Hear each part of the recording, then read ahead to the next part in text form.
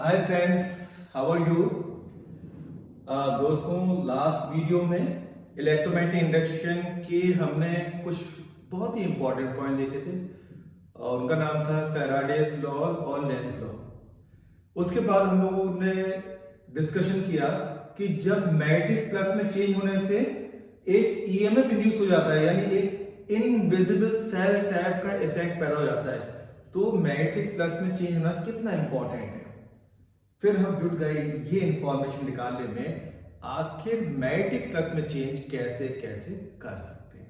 तो magnetic flux में change हमने देखा लास्ट टाइम कि वैल्यू मैग्नेटिक फील्ड में कॉल कर रख दो, या थीटा एरिया वेलोसिटी और मैग्नेटिक फील्ड के बीच का एंगल चेंज कर दो, या एरिया चेंज कर दो। ये एरिया चेंज वाला टॉपिक चल रहा है। इसका दूसरा पार्ट जो मैं लास्ट टाइम किया था वो मैं कंटिन्यू करा दूं। ये एक फिक्स यू शेप की कॉइल थी और ये स्लाइडिंग वायर, इस स्लाइडिंग वायर इस टाइप से ये स्लाइड कर सकता है, ठीक है। तो जब ये स्लाइड करेगा तो मैग्नेटिक फील्ड इसमें एरिया चेंज होगा। आप देखो पहले ये तो इतना एरिया है, यहां आ गया तो एरिया इंक्रीज हो गया। इसे कहते हैं एरिया चेंज करके ईएमएफ इंड्यूस करना। और ईएमएफ का फॉर्मूला आया था ये E is equal to VBF। V थी इसकी वैल्यू। यहां तक हमने लास्ट वीडियो में किया था, इससे आगे चल रहे हैं।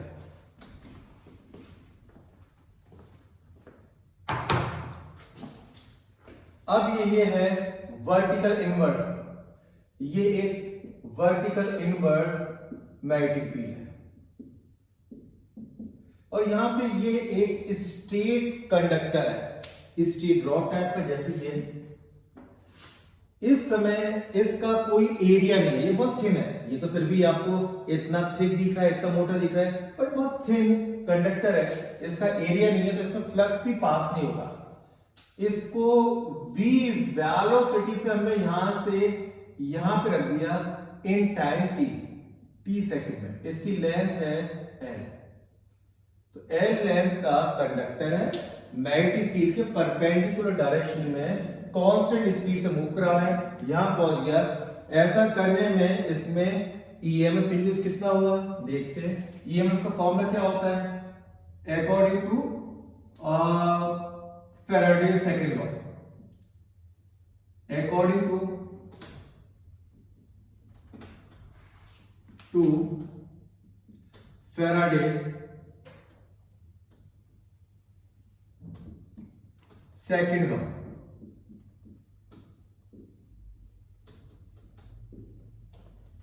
Induce E is equal to magnitude delta phi over delta T, where phi क्या है मैग्नेटिक फ्लक्स।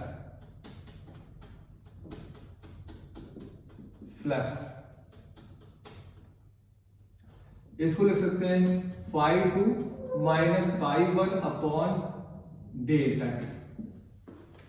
तो इस केस में फाई वन 0 है, बिकॉज जब रॉड यहां रखी थी इसमें से कोई फ्लक्स पास नहीं हो रहा। जब रॉड को यहां से यहां पे लेके आए तो कितना हो गया phi two B A cos theta. Cos theta यहां पे 1 है, बिकॉज एरियल वेक्टर और मैग्नेटिक फील्ड दोनों परपेंडिकुलर है। क्रॉस दिख रहा है, क्रॉस का मतलब होता है inward magnetic field. Areal vector भी इसका इनवर्ड है, ज्यादा से ज्यादा आउटपुट होता है कॉस 0 1 और cos 180 -1 होगा। तो बट हमें तो लेना है मैग्नीट्यूड, इसलिए माइनस साइन नहीं लेंगे, cos थीटा 1 ले लिया। तो ये हो गया बी और ए क्या है इसका एरिया, जो इतना एरिया स्वीप किया। मैं दिखाता हूं आपको। ये रॉड रखी थी ये, और ये यहां से यहां पे पहुंच गई। कितने टाइम में यहां से यहां तक पहुंची? ये पहुंची t सेकंड में। तो इसने इतना एरिया स्वीप किया, तो इस एरिया से कितना फ्लक्स पास हो रहा है वो निकालना है। तो ये हो गया बी, एरिया हो गया Lx1 Lx2, ठीक है, ये x2 लिया है। तो पुट कर दीजिए इनको। E हो गया phi two minus phi one upon delta T, value put कर दिए फाई 2 की B L X 2 upon delta T, T है B L distance upon time होता है B, x2 upon T is equal to B.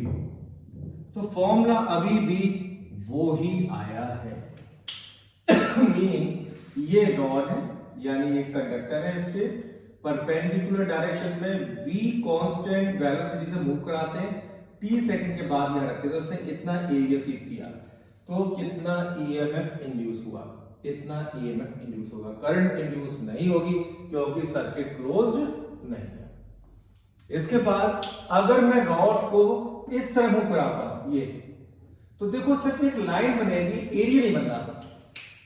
Rod यहां थी, conductor यहां था, यहां पहुंच गया, तो एक लाइन बनी, सिर्फ एरिया नहीं है। तो अब ईएमएफ जो इंड्यूस होगा वो होगा जीरो। मीनिंग अगर ये स्ट्रेट कंडक्टर v वेलोसिटी से इस तरह मूव करता है कि मैग्नेटिक फील्ड को इंटरसेप्ट नहीं करता, तो ईएमएफ भी इंड्यूस नहीं होगा। इंटरसेप्ट करना क्या होता है मैं आपको दिखाता हूं। इंटरसेप्ट क्या होता है, मान लो मैग्नेटिक फील्ड लाइंस ये है और रॉड ऐसे आ रही है, ये इसको काट रही है, ऐसे कहते हैं इंटरसेप्ट करना। तो जब भी ये कंडक्टर मैग्नेटिक फील्ड लाइंस को इंटरसेप्ट करेगा तो ईएमएफ इंड्यूस होगा, अदरवाइज ईएमएफ इंड्यूस नहीं होगा। तो आप देखो जब हमने इस तरह कंडक्टर को मूव कराया तो मैग्नेटिक फील्ड लाइंस इंटरसेप्ट हुई, ईएमएफ इंड्यूस हुआ। ऐसे चला जाए तो टच करके गई, जब ऐसे आएंगे टच करके जाएंगे, ईएमएफ इंड्यूस नहीं होगा। और अगर मैं रॉड को ऐसे मूव कराऊं v से, तो ये हो गया इसकी डायरेक्शन v cos थीटा और इस डायरेक्शन v sin थीटा। अब देखो v sin थीटा कंपोनेंट की वजह से ईएमएफ इंड्यूस नहीं होगा, v cos थीटा की वजह से होगा। v cos थीटा यहां पर रख दो, बस काम खत्म आपका। अब ईएमएफ इंड्यूस होगा b l v cos theta, इतना ईएमएफ इंड्यूस हुआ। ठीक है, तो कभी भी ये ध्यान रखना, जब भी कंडक्टर मैग्नेटिक फील्ड में इस तरह मूव कर रहा है कि मैग्नेटिक फील्ड लाइंस को इंटरसेप्ट कर रहा है, ईएमएफ इंड्यूस होगा, अदरवाइज ईएमएफ इंड्यूस नहीं होगा। इस पॉइंट को मैं एलैबोरेट करता हूं आपको। एक एरोप्लेन है, एरोप्लेन की विंग्स का जो स्पैन है, यानी यहां से लेके यहां तक जो भी उसकी लेंथ है, इसको आप मान सकते हैं एल लेंथ का कंडक्टर। और जब वो फ्लाई करता है एयर में, तो अर्थ का मैग्नेटिक फील्ड होता है ऐसे, इसके दो कंपोनेंट हो गए, एक हॉरिजॉन्टल और एक वर्टिकल। तो वर्टिकल मैग्नेटिक फील्ड को जब एरोप्लेन फ्लाई करता है इंटरसेप्ट करता है, तो एरोप्लेन के मैग्नेटिक फील्ड में फ्लाई करने पर एक विंग्स के अक्रॉस ईएमएफ इंड्यूस होता है। और जैसे वो प्लेन लैंड करता है, टच करता है, तो उसके व्हील्स कंडक्टिंग होते हैं, सारा चार्ज अर्थ में चला जाता है, तो वो फिर से डिस्चार्ज हो जाता है। तो ये पूरी मैकेनिज्म है। तो उसमें भी कितना ईएमएफ इंड्यूस होगा, VBL, ये वाला फॉर्म है। इसमें L क्या है, लेंथ, यहां से यहां तक की जो उसकी विंग्स की लेंथ है, विंग्स की लेंथ। सिमिलर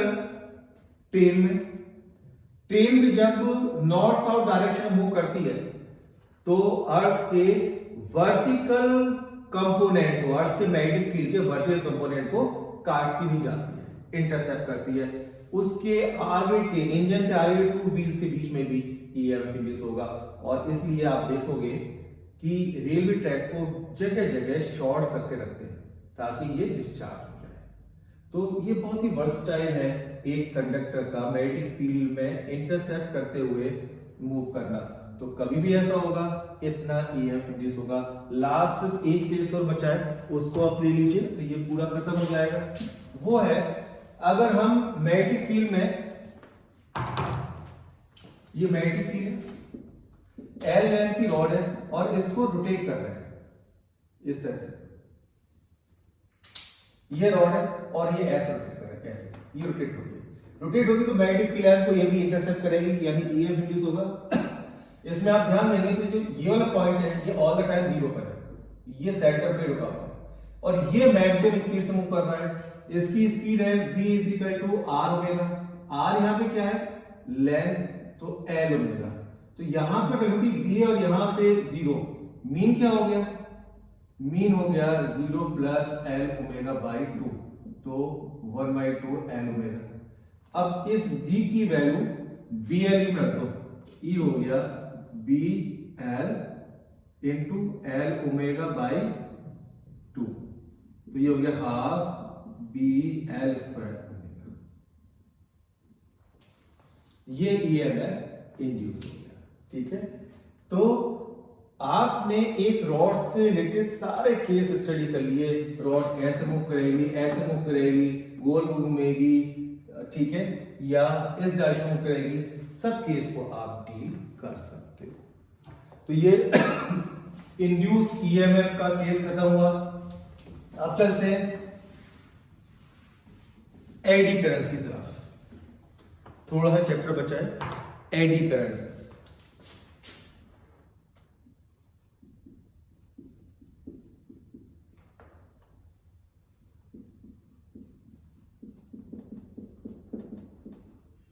ये एडी करंट्स क्या होता है, व्हाट इज एडी करंट्स? आप देखिए, अभी तक आपने पढ़ा है, अगर एक कॉइल है, कॉइल के बीच में पूरा हॉलो है, कुछ नहीं है, कोई मेटेरियल, सिर्फ तार है, और अगर इसमें से पास होने वाला मैग्नेटिक फील्ड चेंज हो रहा है,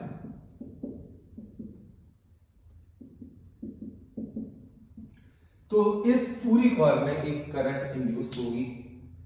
लेकिन अगर ये सिर्फ एक सिंगल कंडक्टर ना होके एक प्लेट टाइप का है, कोई डिस्क प्लेट, यानी बीच में मटेरियल भरा हुआ है, इसमें पूरा ये मटेरियल है। जैसे आप जब लंच डिनर करते हैं तो एक प्लेट होती है ना, एक थाली, उस टाइप का, यानी अब ये पूरा मटेरियल है। तो अगर यहां से पास होने वाला फ्लक्स चेंज होगा तो पूरी सरफेस पे करंट इंड्यूस होगी, ये कहलाती है एडी करंट्स। मैंने देखिए ऐसे लिखा है, यानी बहुत सारी करंट इस तरह से, ये अपने आप ही पाथ बन जाते हैं। तो सब में ये करंट फ्लो होने लगती है। कुछ टाइम के बाद आप देखोगे तो हीट अप लेगी प्लेट, क्योंकि हीटिंग इफेक्ट तो करंट का होता ही होता है, चाहे इंड्यूस करंट हो, कंडक्शन करंट हो, फोटोइलेक्ट्रिक करंट हो, कोई भी करंट हो, जब भी कंडक्टर से पास होगी तो due to resistance it has to perform some work, और ये वर्क की हीट में कन्वर्ट हो जाता है। तो जब भी करंट होगी, हीट एनर्जी होगी। तो पूरी प्लेट का टच करके जब हॉट फील करना, ये बताता है पूरी सरफेस में करंट फ्लो होके चुकी है, ठीक है। इस सारे मटेरियल को क्या कहेंगे, bulk piece of material. Bulk मतलब ज्यादा, पहले एक सिर्फ तार था, अब पूरे में मटेरियल भरा हुआ है। तो लिख सकते हैं whenever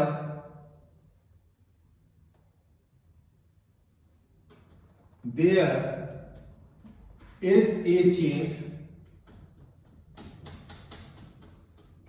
in magnetic flux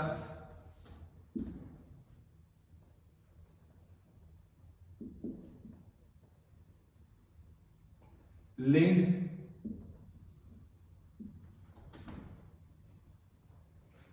with a coil,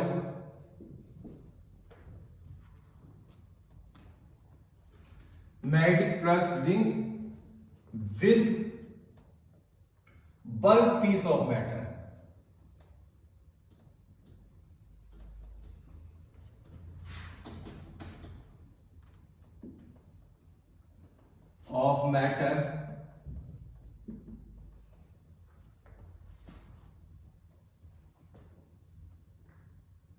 then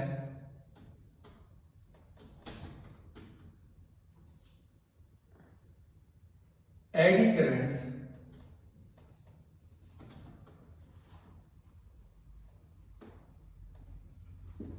induces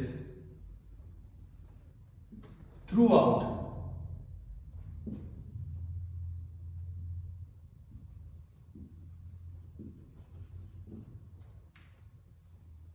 the surface of conductor. So whenever there is change in magnetic flux linked with bulk piece of matter, then eddy currents induced throughout the matter. तो ये current metal में, अगर single wire है तो सब कहेंगे induce current है, और अगर पूरा फुल है, बैटरी भरा हुआ है, तो इसे कहेंगे एडी करंट्स। एडी करंट्स का डेमोन्स्ट्रेशन, एक्सपेरिमेंटल डेमोन्स्ट्रेशन।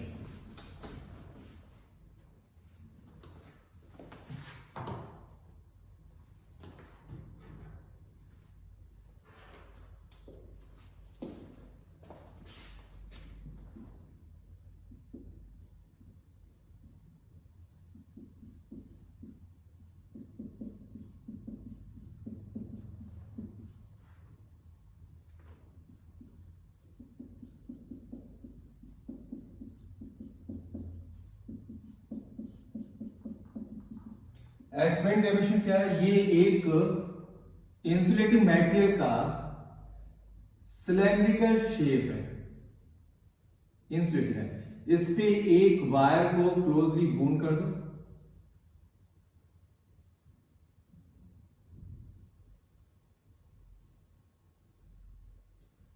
इसमें एक सेल लगा दो, और एक की ऊपर प्लेट, बहुत ही लाइट मेटल की प्लेट रख देते हैं ऊपर, ठीक है। जैसे आप की प्रेस करके करंट फ्लो करेंगे इसमें, तो ये प्लेट फ्लाई ऑफ होकर चली जाती है, दूर उड़ के जाके गिरती है। ऐसा होना सिर्फ पॉसिबल है जब एडी करंट्स एग्जिस्ट करती है। मैं आपको एक्सप्लेन करता हूं कैसे। जैसे ही आप की प्रेस करते हैं तो करंट स्टार्ट इंक्रीजिंग, ठीक है। मान लो आपने इस पूरे का रेजिस्टेंस लिया, V लिया, I is equal to V upon R वाला फॉर्मूला लगाया, मान लो आया 2 एम्पियर। अब करंट 0 से 2 पे जंप तो नहीं करेगी, 0, 0.1, 0.2 इस तरह से इंक्रीज होती जाएगी 2 एम्पियर तक, बट ये जाएगी बहुत फास्ट। तो करंट जैसे स्विच ऑन करेंगे, की प्रेस करेंगे, current start increasing. Current increase होगा तो करंट की वजह से सोलेनॉइड में मैग्नेटिक फ्लक्स पास हो रहा है, ये भी इंक्रीज होगा, और सेम फ्लक्स प्लेट से पास हो रहा है, इंक्रीज होगा। फ्लक्स इंक्रीज होना होता है चेंज होना, तो प्लेट में एक ईएमएफ इंड्यूस होगा, उसकी वजह से एडी करंट्स इंड्यूस होंगी। अकॉर्डिंग टू लेंज लॉ उस कॉस का अपोज करेंगे जिसकी वजह से इंड्यूस हो रही है। तो कॉस क्या, मान लो सामने वाला है नॉर्थ पोल, तो ये भी नॉर्थ पोल बन जाएगा अपोज करने के लिए, और नॉर्थ करते हैं रिपेल, दूर जाके रिपेल करेगा, दूर जाके गिर जाएगा। तो अगर एडी करंट्स नाम की कोई चीज नहीं होती तो फ्लाई नहीं करता, बट ये फ्लाई करके जा रहा है, तो तभी पॉसिबल है जब एडी करंट्स इसकी सरफेस में प्रोड्यूस होती हो। तो ये एक्सपेरिमेंटल वेरिफिकेशन हो गया। दो मैं आपको एप्लीकेशन दूंगा, 2 एप्लीकेशन। एप्लीकेशन मतलब यूज कैसे करेंगे इसको।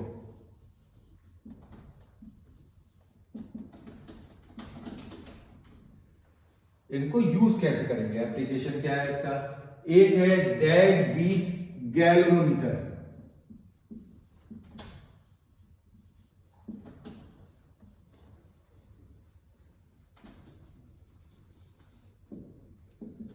डेड बीट गैल्वेनोमीटर मतलब जिसमें ऑसिलेशन नहीं होता। अगर आपने देखा हो, ये गैल्वेनोमीटर है, मान लो ये इसके डिवीजन है, ये पॉइंटर है, जब आपने स्विच ऑन किया तो यहां पे अगर होगा, बट ये बहुत देर तक वाइब्रेट करता रहा। लेकिन अगर इसमें वाइब्रेशन नहीं होते, सीधे जाके यहां पे रुक जाता है विदाउट एनी वाइब्रेशन। तो यानी वाइब्रेशन कहते हैं बीटिंग नहीं हो रही, यानी डेड बीट है। डेड बीट गैल्वेनोमीटर ज्यादा बेटर होते हैं। आप देखोगे जो स्टेबलाइजर्स है आज की डेट में, अब मैं दबाया 220 वोल्ट है तो सिर्फ 220 पे जाके प्यार से रुक जाएगा। लेकिन अगर आप अपने दादा का देखोगे, अगर वो ठीक काम कर रहा है तो देखना 220 पे पहले वो ऑसिलेट करेगा और फिर धीरे धीरे रुकेगा। तो ये कैसे पॉसिबल हो पाया, यहां पर ये स्ट्रिप लगाते हैं, मेटल की स्ट्रिप है, और जैसे ही ऑसिलेट करेगी इसमें से पास होने वाला मैग्नेटिक फ्लक्स चेंज होगा, एडी करंट्स इंड्यूस होंगी। अकॉर्डिंग टू लेंज लॉ उस कॉस का अपोज करेंगे जिसकी वजह से इंड्यूस हो रही है। तो कॉस क्या है, ऑसिलेशन, तो ऑसिलेशन नहीं होने देंगी ये एडी करंट, इसलिए यहाँ पे ये ऑसिलेशन नहीं होगा, सीधे रुक जाएगा। इसे कहते हैं डेड बीट गैल्वेनोमीटर। इसके अलावा आप एक एप्लीकेशन और सीख सकते हैं, इलेक्ट्रिकल फर्नेस। फर्नेस क्या होती है? जिसमें मेटल वगैरह को मेल्ट करते हैं, बहुत हाई टेम्परेचर क्रिएट करने के लिए फर्नेस। केमिस्ट्री जिसमें सब जानते हैं, मेटलर्जी में पढ़ा होगा, फर्नेस टाइप तरह तरह की फर्नेस होती हैं। तो ये कैसे ऑपरेट होगा? इसके लिए क्या करते हैं कि जो मेटल है जिसको हमें मेल्ट करना है उस पे वायर वूंड कर देते हैं और इसमें एसी करंट पास करते हैं। एसी करंट कभी ऐसे डायरेक्शन चेंज होगी, तो ये मेटल कभी एक तरफ मैग्नेटाइज होगा, कभी दूसरी तरफ मैग्नेटाइज होगा, तो बार बार मैग्नेटाइज डीमैग्नेटाइज हो रहा है। तो ऐसा करने से फ्लक्स चेंज हो रहा है, सरफेस पे इंड्यूस आएंगी एडी करंट, जिसके हीटिंग इफेक्ट की वजह से इस मेटल का टेम्परेचर इंक्रीज होने लगेगा और जब ये मेल्टिंग पॉइंट से ज्यादा हो जाएगा मेल्ट हो जाएगा, ना आग ना धुआं।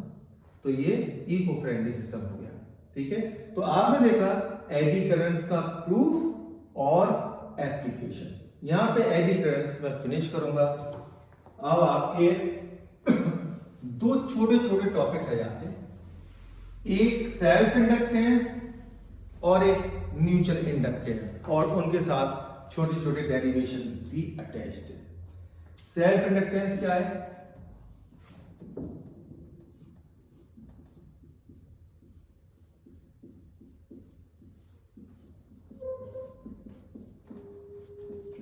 सेल्फ इंडक्टेंस, इसको इनर्शिया ऑफ करंट भी कहते हैं।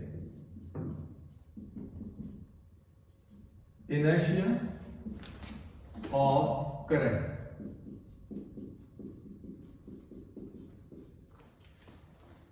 ये मान लीजिए एक कॉइल है,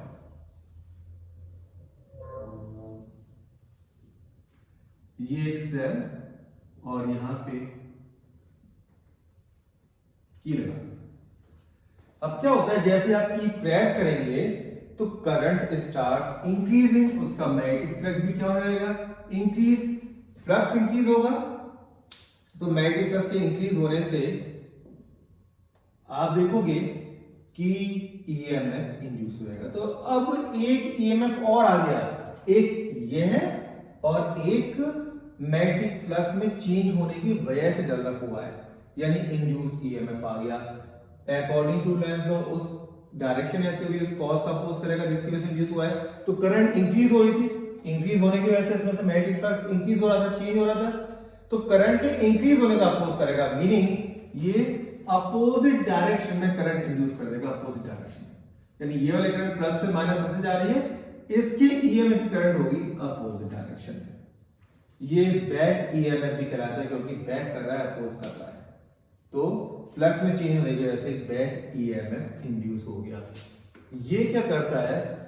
इनर्शिया ऑफ करंट इसलिए कह रहे हैं क्योंकि ये करंट में होने वाले चेंज का अपोज करता है। अगर इंक्रीज करोगे तब भी अपोज करेगा, करंट डिक्रीज करोगे तब भी अपोज करेगा। मान लो अब इसमें स्टेडी वैल्यू करंट की फ्लो, ये 2 एम्पियर लेट्स से, और हमने इस की को ओपन कर दिया, सर्किट ब्रेक हो गया, करंट जी हो गई, वेरी स्मॉल टाइम में आपने स्विच ऑफ कर दिया, तो rate of change of flux बहुत ज्यादा होगा। आप देखोगे कई बार यहाँ पे स्पार्क दिखाई देता है, स्पार्क दिखाई देगा आपको यहाँ पे। क्यों? आप कभी गीजर के या एसी का स्विच ऑफ करोगे तो कई बार आपको स्पार्क दिखाई देता है, आग सी दिखाई देती है। क्यों?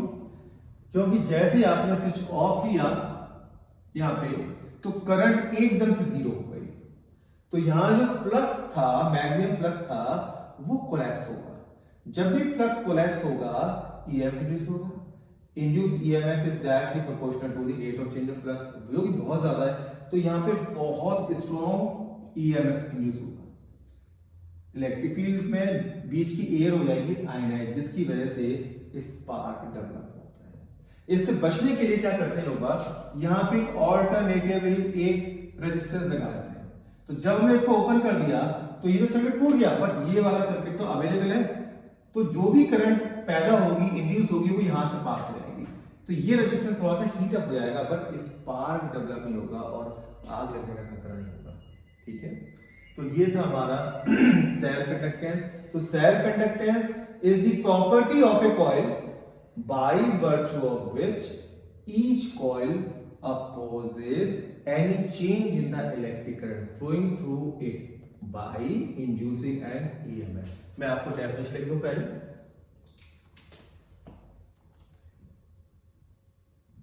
It is a property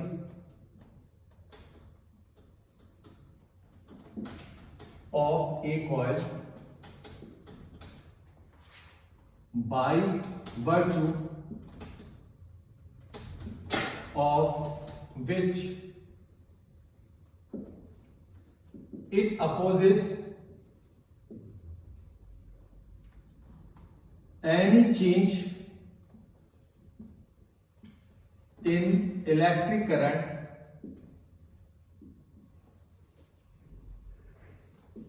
flowing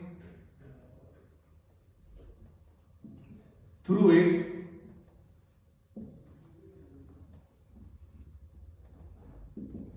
by inducing an EMF in itself.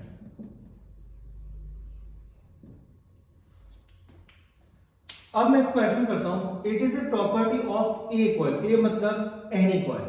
अगर दुनिया में इस टाइप की कोई कॉइल एग्जिस्ट करती है तो उसमें सेल्फ इंडक्टेंस नाम की प्रॉपर्टी होगी. इस प्रॉपर्टी का यूज क्या करेगा, कब करेगा ये कॉइल? जब भी इसमें फ्लो होने वाली करंट में चेंज कराओगे. करंट फ्लो हो रही है, इसको कोई प्रॉब्लम नहीं है. हाँ, चेंज कराया तब इसको प्रॉब्लम है. तो कोई भी करंट जो फ्लो हो रही है उसमें चेंज कराओगे तो ये कॉइल अपोज करेगी. कौन सी प्रॉपर्टी का यूज करके? सेल्फ इंडक्टेंस की प्रॉपर्टी का यूज करेगी अपोज करने के लिए. और कैसे करेगी?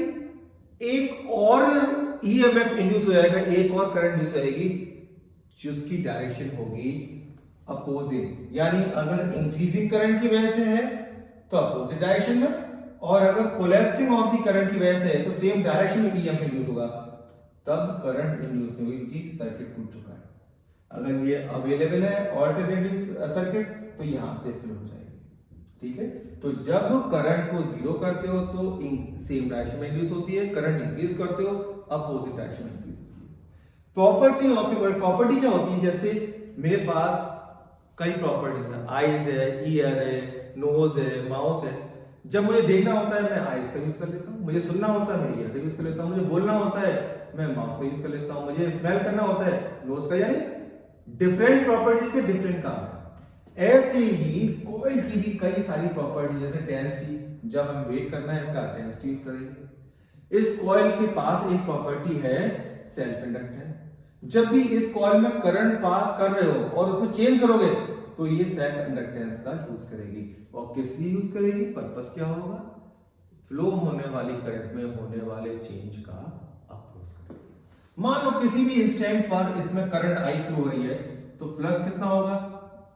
आई. जितना ज्यादा करंट उतना ज्यादा मैग्नेटिक फील्ड, उतना ज्यादा flux, because phi is equal to B A और B is equal to mu not N I. जितनी ज्यादा करंट उतना बी और जितना बी उतना फ्लक्स, तो फ्लक्स इंक्रीज होगा. Phi is equal to N. ठीक है. तो ये हो गया एल. एक प्रोपोर्शनली कॉन्स्टेंट कहते हैं कोफिशिएंट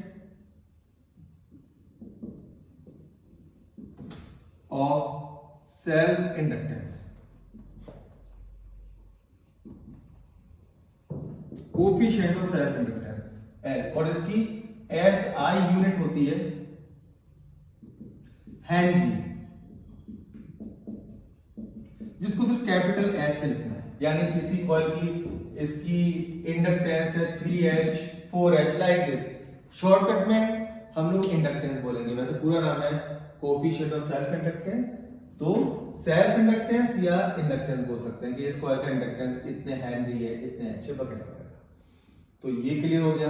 अब इस सोलेनॉइड का डेरिवेशन सेल्फ इंडक्टेंस का मैं इसको जगह बना लेता हूं.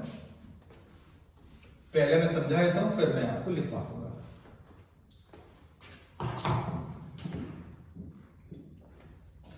आप देखो इसकी मान लो 1 2 3 4 5 ऐसे n टर्न्स है, टोटल n टर्न है, कैपिटल है, और इसकी लेंथ है l, तो एक टर्न में कितना फ्लक्स चल रहा है? चेंज इन फ्लक्स पर टर्न। फ्लक्स होता है phi is equal to B A, और n टर्न्स है n बी। ये हो गया टोटल चेंज, टोटल फ्लक्स। ये पर टर्न था, ये टोटल फ्लक्स है एन बी ए। अब ये टोटल फ्लक्स है एन बी ए, तो टोटल फ्लक्स एल आई भी होता है, इसको रख दो एल आई, बी की वैल्यू डाल दो, एन बी होता है mu nought small N I A is equal to L I से आई काट दो, स्मॉल है नंबर ऑफ टर्न्स पर यूनिट लेंथ, तो इसकी वैल्यू होती है capital N upon N. N length में एन टर्न्स, 1 में N upon N, A is equal to N. तो ये हो गया mu not N square A upon L is equal to, ये एल लेंथ है, ये इंडक्टेंस है। तो इंडक्टेंस डिपेंड करता है नंबर ऑफ टर्न्स पे और उनका एरिया कितना है, ज्यादा होगा तो सेल्फ इंडक्टेंस भी ज्यादा होगा। इसमें सेल्फ इंडक्टेंस, अगर ये कॉइल है, इसके बीच में एयर है, तो ये कहलाती है air cored coil, air cored. लेकिन इसमें सॉफ्ट आयरन की डॉट डाल दो तो ये हो जाएगी iron cored coil, iron cored, iron cored coil. इसमें फॉर्मूले में mu naught into mu R आ जाएगा, mu R is always greater than 1, तो इससे एल की वैल्यू इंक्रीज आती है। ये इंफॉर्मेशन याद रखना, नेक्स्ट चैप्टर में काम आएगी। अगर कॉइल के अंदर हम सॉफ्ट आयरन की रॉड इंसर्ट कर दें तो उसमें coefficient of self inductance increase हो जाता है, एल हो जाएगा इंक्रीज। ठीक है, अब मैं इसको लिखवा देता हूं proper.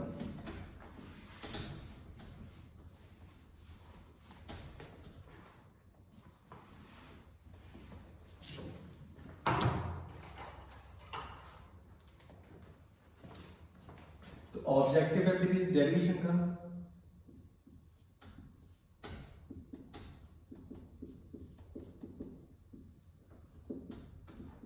To find coefficient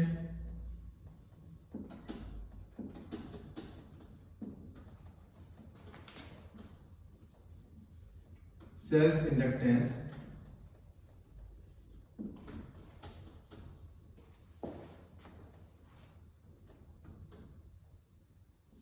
capital है of solenoid given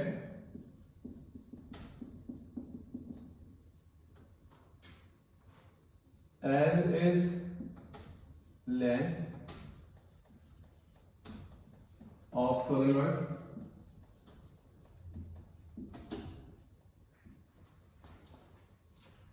L is length of solenoid,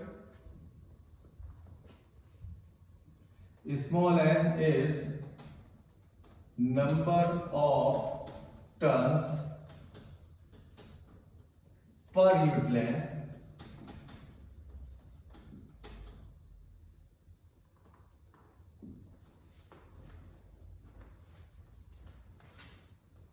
derivation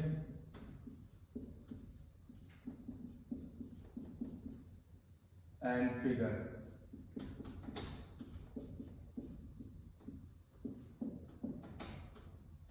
ये फिगर बना दें।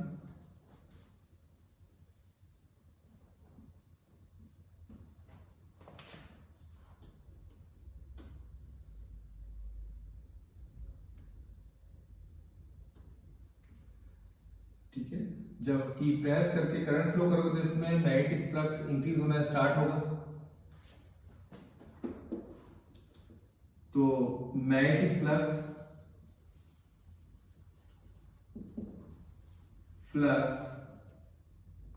पर टर्न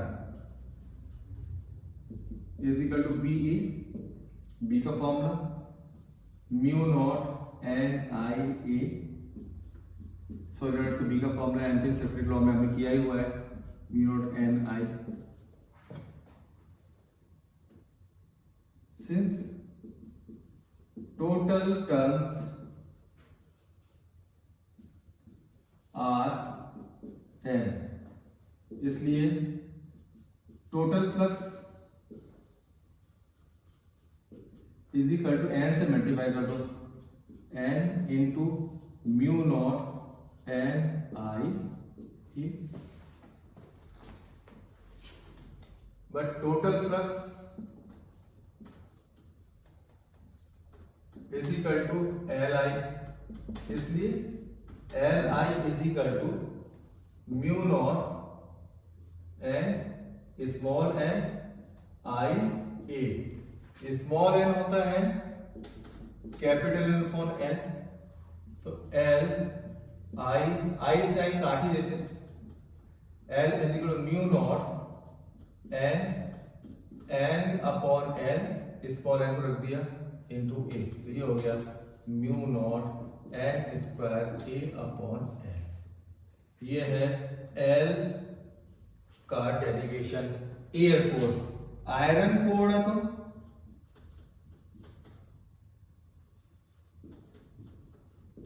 आयरन कोर के लिए कॉइल के अंदर आयरन रख दो तो जाएगा mu nought mu R N square A upon N, यानी यहाँ पे एक आयरन भी रख दिया हमने, तो आयरन कोर कॉइल इसका एल इंक्रीज हो जाएगा बिकॉज फेरोमैग्नेटिक मटेरियल का mu R always greater than N.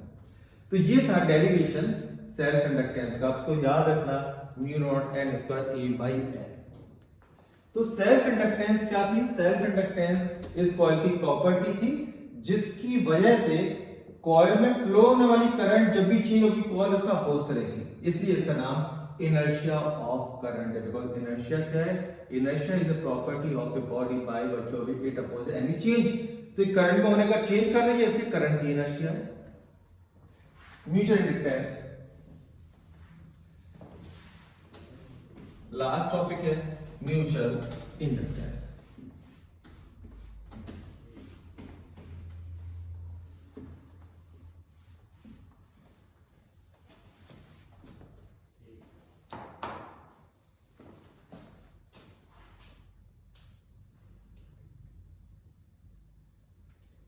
मैं डिस्कस कर लेता हूं फिर आपसे।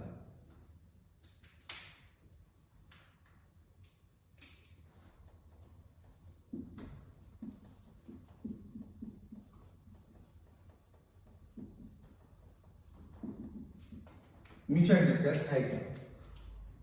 म्यूचुअल यानी आप टू कॉइल्स हैं, मान लो एक कॉइल ये है, इसमें सेल है, की है, दूसरी यहां पे एक कॉइल है, इसमें गैलोमीटर लगा हुआ है। जब भी स्विच ऑन या ऑफ करोगे और इसमें से जो भी फ्लक्स पास होगा वो यहां भी पास होता है, इसमें से भी होता है। जब भी की को प्रेस करोगे या ओपन करोगे तो करंट चेंज होती है, करंट चेंज होगी, मैग्नेटिक फ्लक्स चेंज होगा, तो इसमें से भी पास होने वाला फ्लक्स चेंज होता है। इसीलिए इसमें एक ईएमएफ इंड्यूस हो जाता है और सर्किट क्लोज है तो करंट भी इंड्यूस होगी, तो इसमें डिफ्लेक्शन आएगा। तो mutual inductance is the property of two coil by virtue of which each coil opposes any change in the electric current flowing through its adjacent coil। Cross वाली coil में अगर current change करोगे तो इसमें current induce होगी। Self inductance में इसी में करंट चेंज थी, इसी में करंट इंड्यूस थी। यहां पे करंट में चेंज इसमें करोगे तो इंड्यूस इसमें होगी, इसमें चेंज करोगे तो इसमें इंड्यूस होगी। तो ये पॉइंट ध्यान रखना, म्यूचुअल इंडक्टेंस निकालने के लिए करंट जिसमें पास करेंगे फ्लक्स दूसरी का निकालेंगे। इसमें किसी भी टाइम पर कितना फ्लक्स पास होगा, phi is proportional to I, जितनी ज्यादा करंट उतना ज्यादा है फ्लक्स, तो phi is equal to M I. जहां पे एम क्या है? एम है कोफिशिएंट ऑफ म्यूचुअल इंडक्टेंस।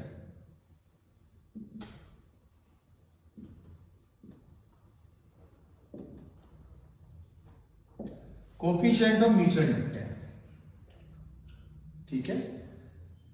तो कोफिशिएंट ऑफ म्यूचुअल इंडक्टेंस का मीनिंग क्या हुआ यहाँ पे, इसकी यूनिट क्या हुई, ऐसा यूनिट इसकी भी हेनरी है, सेम जैसे सेल्फ इंडक्टेंस की थी, ठीक है।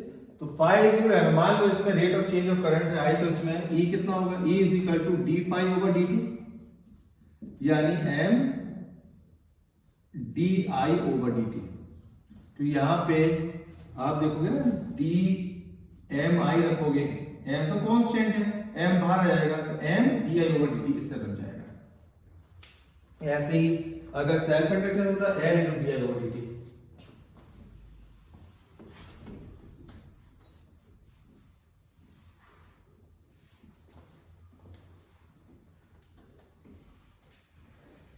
तो म्यूचुअल इंडक्टेंस क्या हो गया,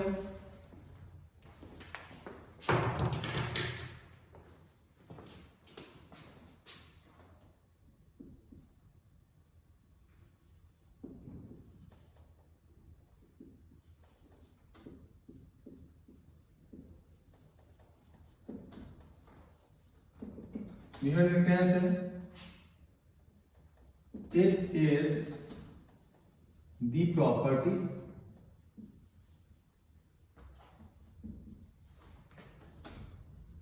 of two coil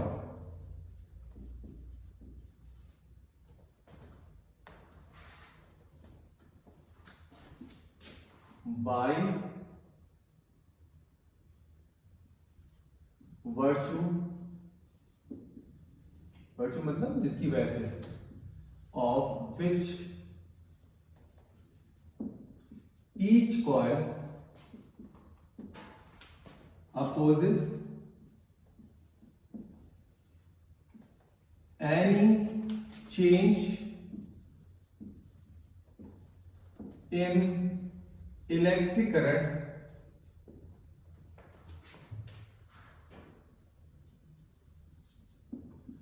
through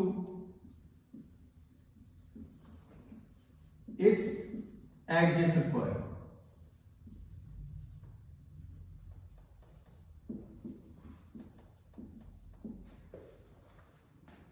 तो it is property of two coil by virtue of which each coil opposes any change in the electric current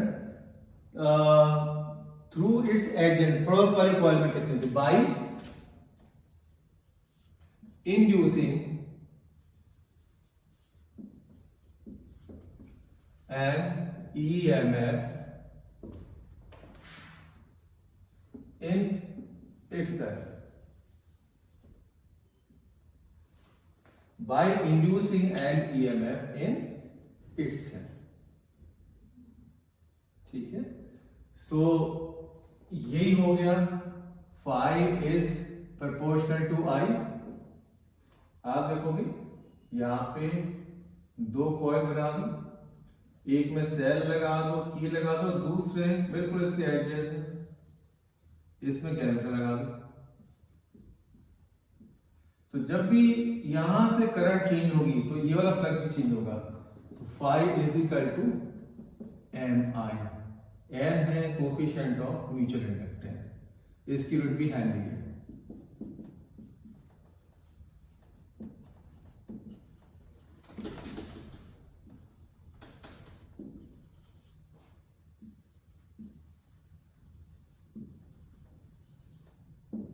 coefficient of mutual inductance, इसकी यूनिट भी हेनरी है।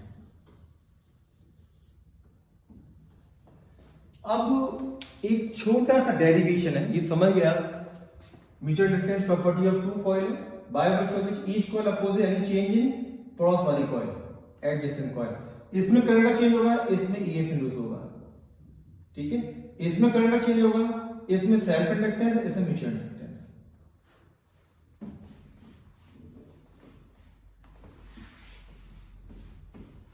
ध्यान ये रखना इसमें कि जिसमें करंट पास होगी फ्लक्स दूसरे कॉइल पे निकालना है। जैसे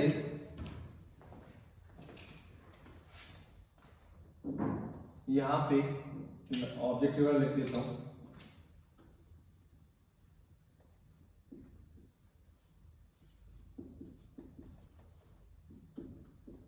to find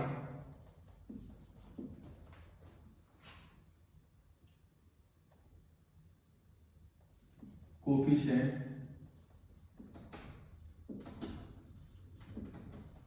of mutual inductance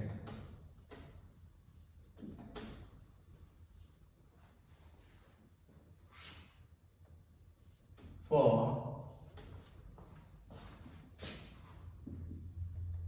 two given coil. Figure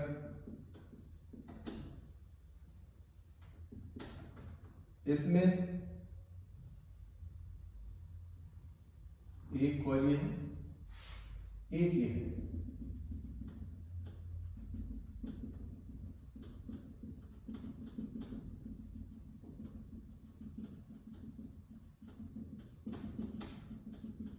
इसके टर्न्स पड़े हुए हैं। एक कॉइल है, एक जो डॉट डॉट वाली है वो बड़ी टर्न की है, इसकी टर्न छोटे तो उसकी टर्न बड़े, इसको कवर करती हुई है। इसमें करंट I1, इसका area A1, magnetic field B1, इसमें सब कुछ, इसका जी सेकंड कॉइल है, इसमें अगर करंट फ्लो कराओगे तो I2, magnetic field B2, area A2, number of turns N1 इसमें और उसमें N2 given.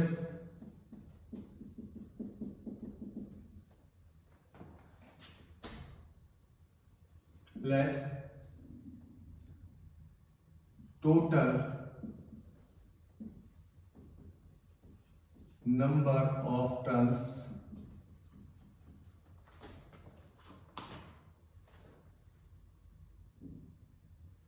of two coils are N1 and N2 respectively.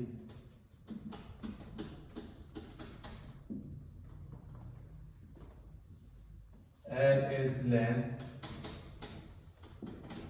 of coils. I1 is current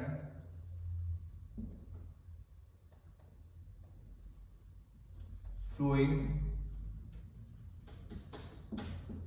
through first coil.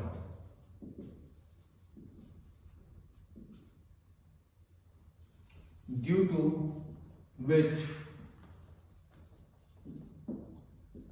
B1 magnetic flux, B1 magnetic field induces.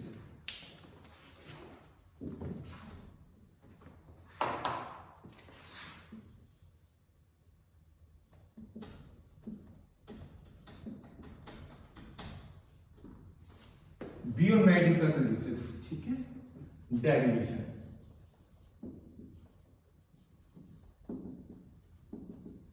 Derivation के लिए current इसमें पास करेंगे तो flux निकालेंगे second का, जैसे पहले ही मैंने बताया था, ठीक है। Magnetic flux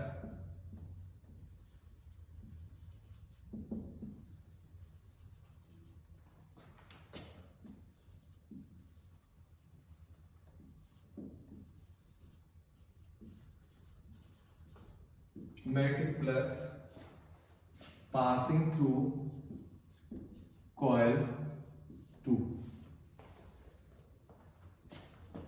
each turn per turn is equal to, देखो मैग्नेटिक फील्ड डेवलप होगा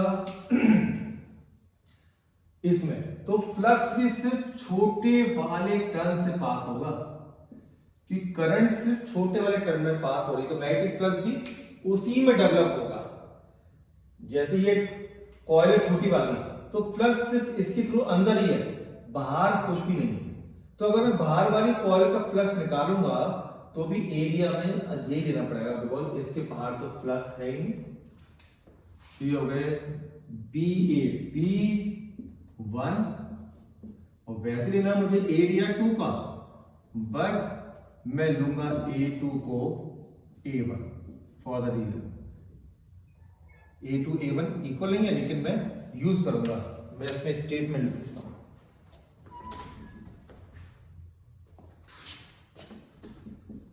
B1 A1 as no flux outside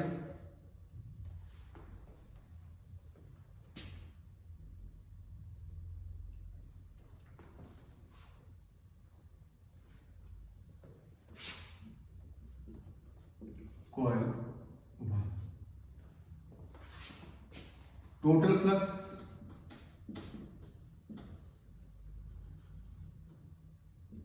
is equal to second का था ना, तो N2 B1 A2 और टोटल फ्लक्स क्या होता है MI। M किसका, सेकंड का निकालना है with respect to 1। N2 B1 का क्या होगा, mu naught N1 upon L I A2। तो इसमें I से I कैंसिल हो जाएगा, तो N21 आ जाएगा mu not N1 N2 A upon L। A2 को मैंने A लिख दिया है। जब भी दो कॉइल हो, एरिया छोटा वाला लेना है, लेंथ बड़ी वाली लेनी है, ध्यान करना। तो ये डेरिवेशन हो गया mutual inductance of the coils 2 with respect to 1। जब 1 रेस्पेक्ट टू निकालोगे तो इसमें करंट पास करोगे और इसका निकालोगे, फॉर्मूला सेम आएगा। ठीक है, मैंने नोट्स आपको दिए, उसमें है, करके देख लेना, अदरवाइज ये काम कर जाएगा। तो ये हो गया कोएफिशिएंट ऑफ म्यूचुअल इंडक्टेंस का डेरिवेशन, इंपॉर्टेंट है, इस साल बोर्ड में आया था। ठीक है,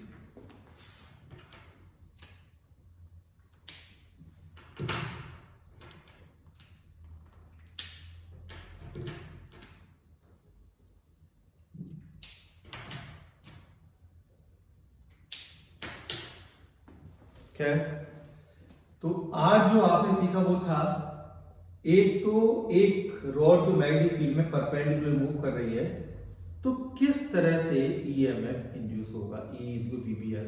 उसके डिफरेंट फॉर्मेट देखे कि वो इस तरह मूव कर रही है कि लाइन को इंटरसेप्ट कर रही है, या लाइन को टच करके जा रही है, या थीटा डिग्री पे आ रही है, ओमेगा एंगुलर वेलोसिटी रोटेट हो रही है, इस तरह से।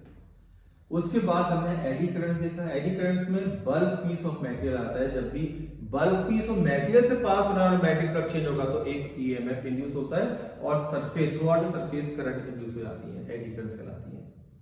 ये करंट कहलाती है एडी करंट, बट सारी प्रॉपर्टी करंट की है, हीटिंग इफेक्ट, मैग्नेटिक इफेक्ट, सब कुछ होता है। इसके बाद हमने एक एक्सपेरिमेंट डेमोंस्ट्रेशन देखा और दो एप्लीकेशन देखे। Self inductance and mutual inductance important है, छोटे हैं, कर लेना। That's all for today.